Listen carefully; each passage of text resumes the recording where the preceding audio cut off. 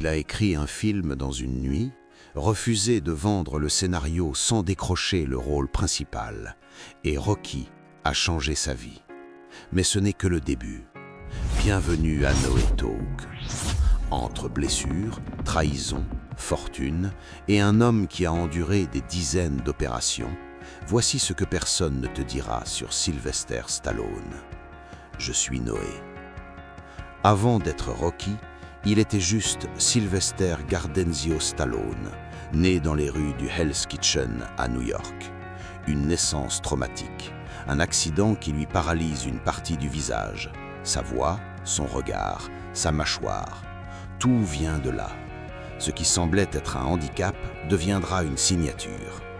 Sa mère, Jackie Stallone, voyante, culturiste, astrologue. Son père, un coiffeur strict.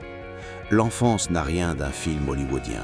Pauvreté, école difficile, rejet, bagarre. Mais déjà un instinct, se battre. Un soir de 1975, fauché, Stallone regarde un combat de boxe, Chuck Wepner versus Ali. Un inconnu qui tient tête au champion du monde. Il rentre chez lui, il prend un stylo et en moins de 24 heures, il écrit Rocky. On lui propose 350 000 $ pour le script, une fortune pour un homme qui ne peut même pas payer son loyer. Il refuse, parce qu'il a un rêve. Je veux jouer Rocky. Ce rôle, c'est moi. Tout Hollywood rit, mais il tient bon.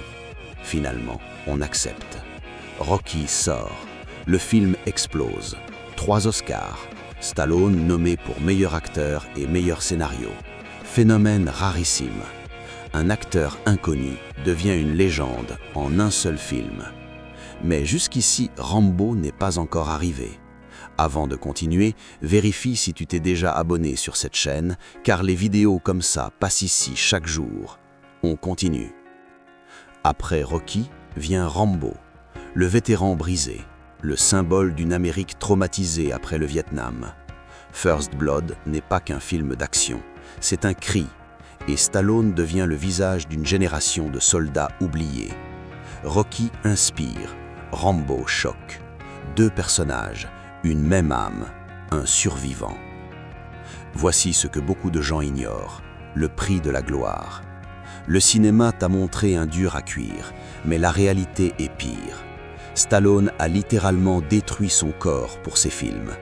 Pectoral déchiré sur Rocky 2, côte cassée sur First Blood, cou brisé sur Expendables, cœur endommagé par un vrai coup de Dolph Lundgren sur Rocky 4, il finit aux urgences, 8 opérations du dos, et aujourd'hui il marche parfois avec une canne. Un homme qui a tout donné pour incarner sa légende. Après les années 90, Hollywood commence à l'oublier. Les échecs s'enchaînent, les critiques le disent fini. Mais Stallone renaît. The Expendables, carton mondial. Puis Creed en 2015. Émotion, transmission, récompense. Il retrouve l'amour du public et prouve qu'un vrai champion ne finit jamais. Maintenant, parlons de sa vie privée. Derrière les muscles, il y a un père dévoué. Ses enfants, Sofia, Sistine, Scarlett.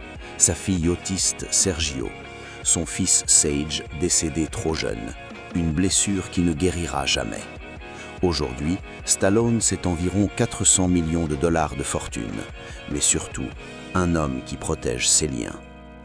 Stallone n'est pas un héros parce qu'il a joué Rocky.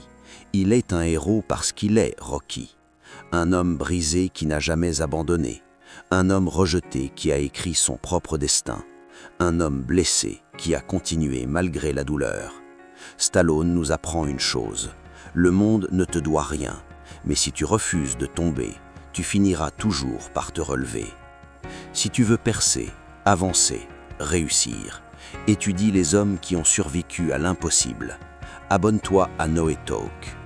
Et dans la prochaine vidéo, je te raconte la scène de Rocky 4 qui a failli tuer Stallone. Tu ne veux pas manquer ça. Si tu es prêt, aime cette vidéo et commente scène de Rocky 4. Moi, c'est Noé.